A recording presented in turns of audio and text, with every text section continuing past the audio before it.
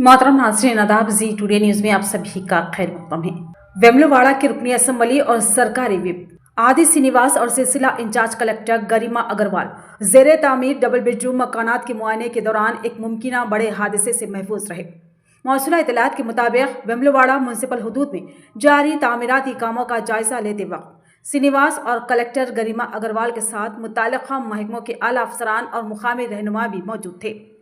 मुआयने के दौरान जब वफद ज़ेरे तामीर बेसमेंट के फर्श पर खड़ा था तो अचानक फर्श का एक हिस्सा धंस गया, जिसके बाइस चंद लम्हों के लिए खौफ व हरास पैदा हो गया। मौके पर मौजूद अमले और कायदीन ने फौरी होशियारी का मुजाहरा करते हुए श्रीनिवास और कलेक्टर को महफूज मुकाम पर मुंतकिल किया, जिससे एक बड़ा हादसा टल गया।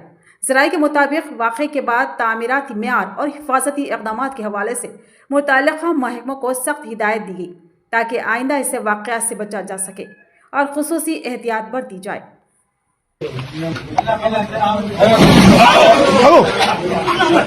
पहले